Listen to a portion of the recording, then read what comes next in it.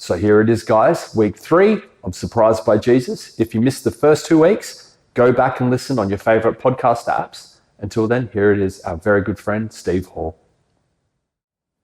Well, g'day, Elevate Online family. It's so good to be back. Haven't been around for a while, but it's good to be back with you and to share with you today. I wonder, the question I've got for you today, though, is, have you had any surprises lately? Has something happened that's just gone, wow? And if so, how are you doing with that?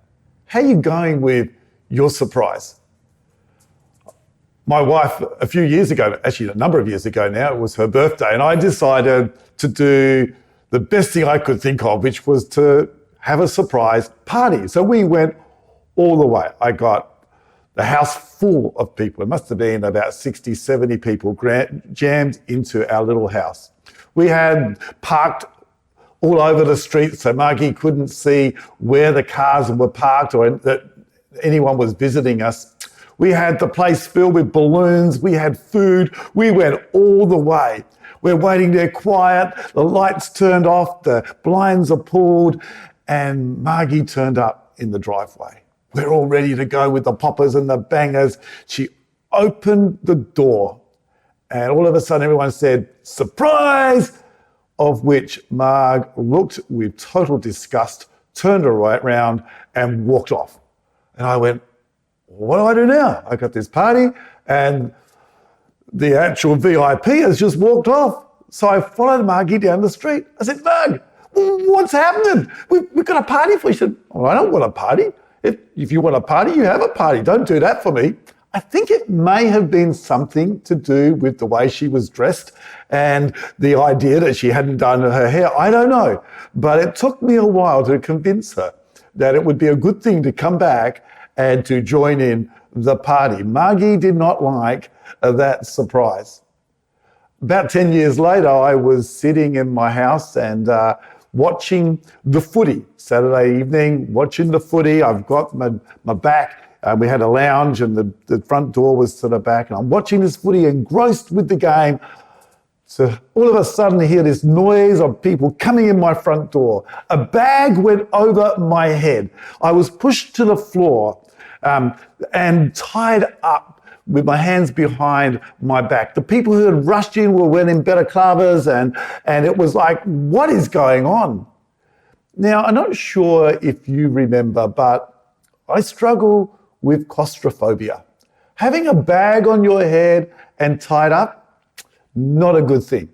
They took me outside. They dragged me outside. They put me into a vehicle. No, it was not a van. No, it was not a large station wagon. No, it was not a 4-door vehicle. It was a small 2-door sports car.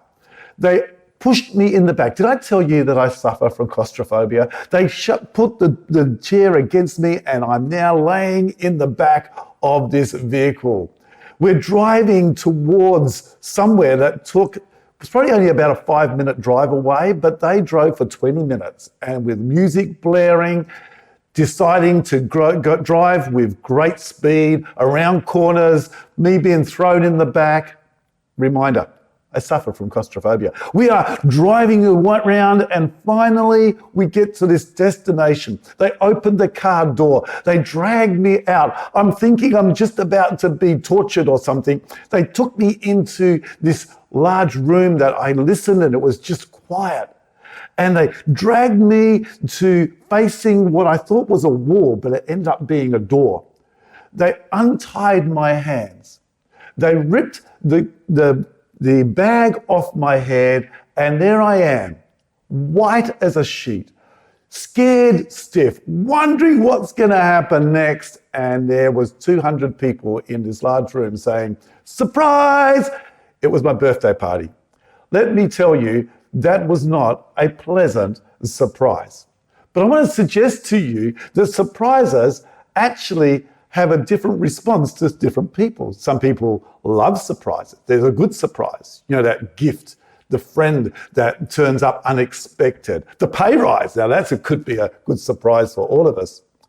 But then there's the bad surprise, the death of a close friend, Just this week, I went to a funeral of a friend of mine who was much younger than me, who found out 4 weeks ago he had cancer. He was doing well. He found cancer. He was now at his funeral. That was a shock. That was a surprise. Or maybe it's the surprise of going to work and discovering that you're asked not to come back on Monday. That unexpected surprise can sometimes be a bad surprise.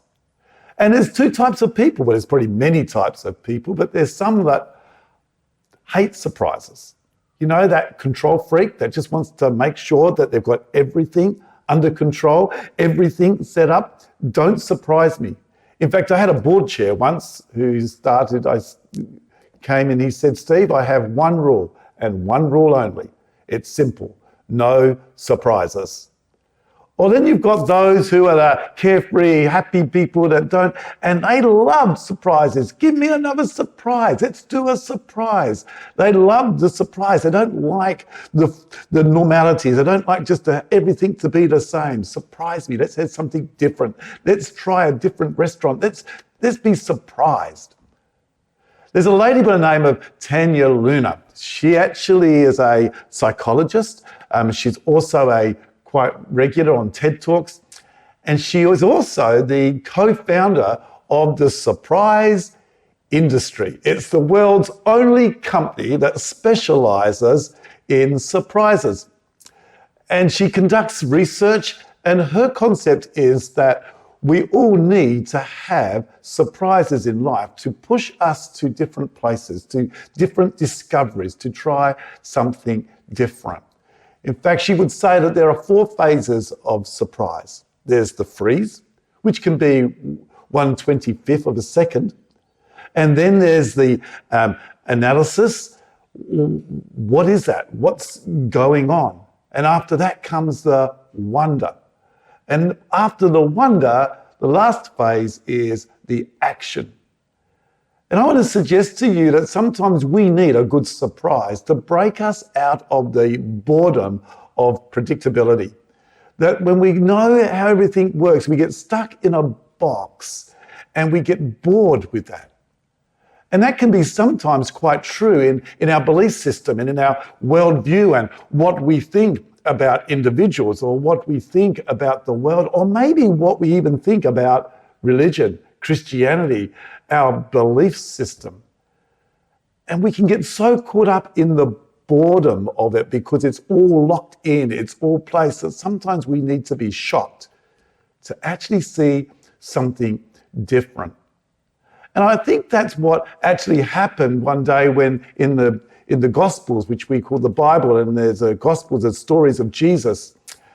And Jesus was doing this amazing sermon. In fact, if there's any part of scripture that you need to, or the Bible that I'd encourage you to know, most important, I think, which is, you might say, well, it's the death and burial of Jesus. Well, that's important. But his teachings found in Matthew, which was written by one of his disciples called Matthew 5, 6, and 7, to me are the foundations of what Jesus is teaching us. It's called his Sermon on the Mount. It's its manifesto. It's his yoke of teaching that every rabbi would have. And he's on this mountain. Everyone's crowding around. He always seems to gather a crowd. He's crowding around and he starts to give this teaching. And at the end of it, Matthew writes this. It says, when Jesus had finished saying all these things, the crowds were amazed. Or if you like, they were shocked. In the Passion Translation, it describes it as they were dazed and overwhelmed. This teaching was different.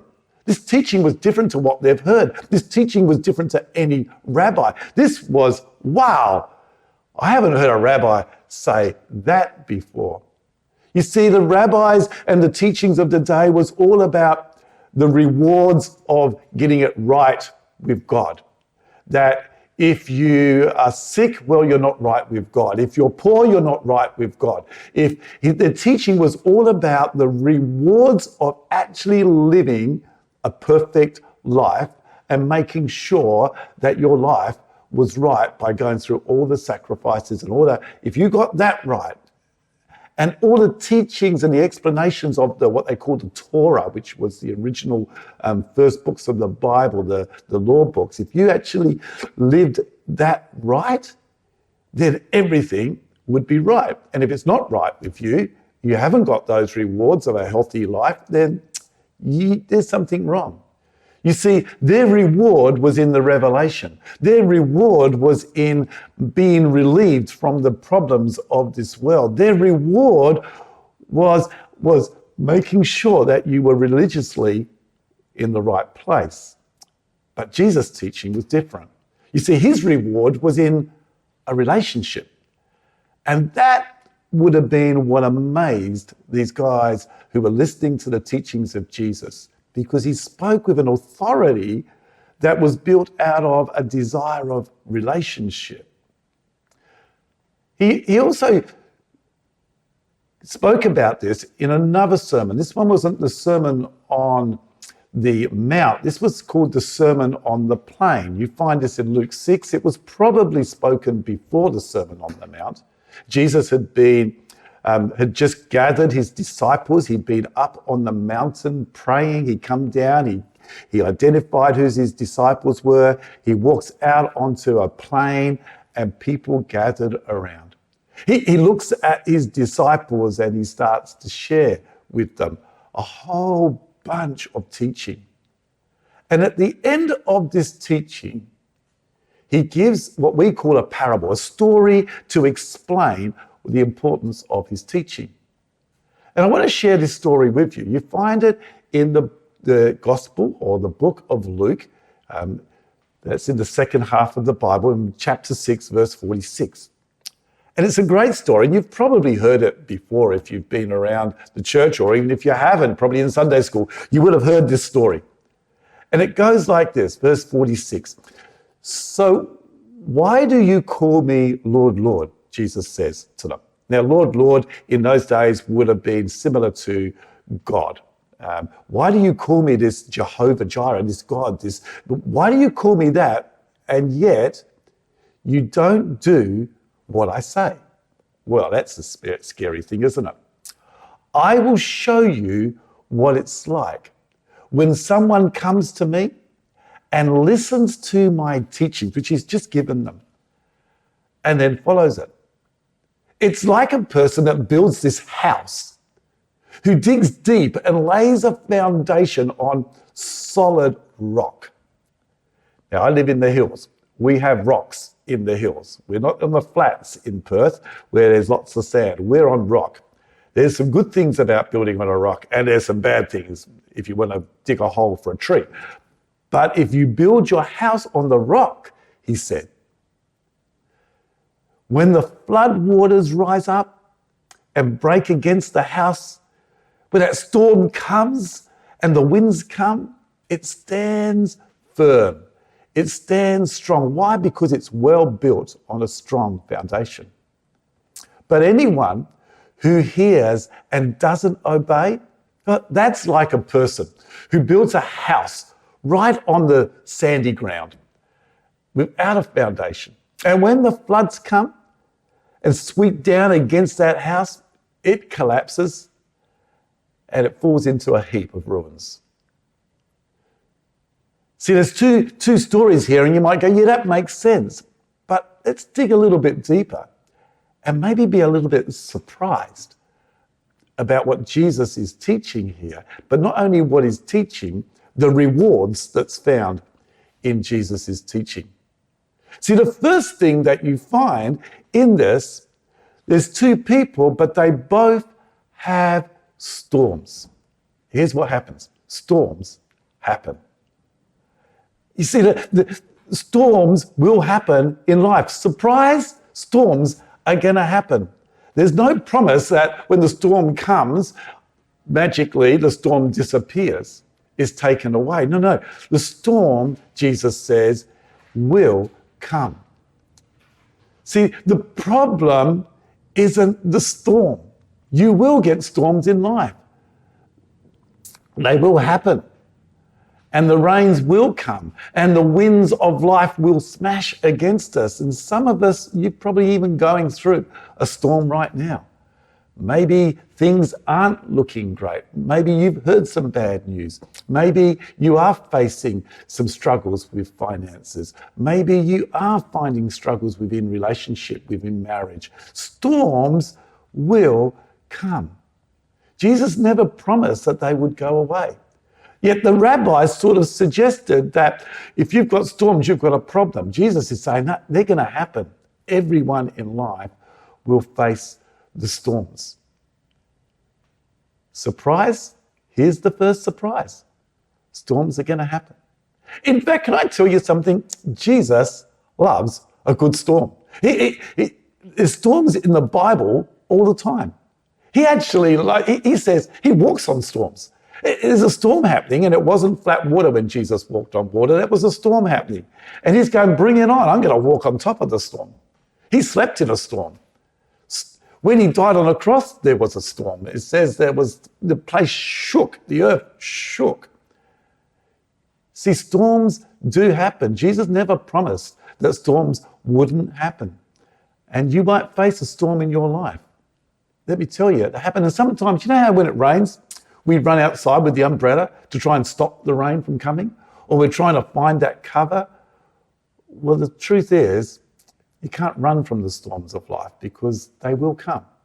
And it's not the storm that's the problem. In fact, Jesus promised this. He says, don't worry about tomorrow because tomorrow's got enough worries for itself. In other words, don't worry about the storms. There's more storms coming tomorrow.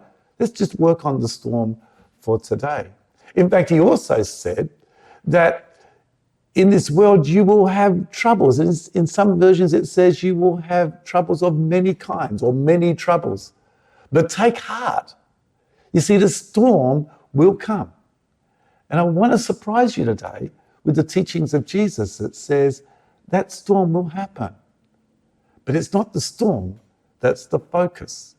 You see, the storm, it reveals your foundation. The storm actually reveals your foundation. When that storm comes, it identifies if your house is crumbling, it's probably because your foundation isn't great. Storms will come because they reveal what it is that we've been built on. They expose our foundations. You know, when you're facing hardship in our society, we want to run from it. We want to try and we want to feel good, right?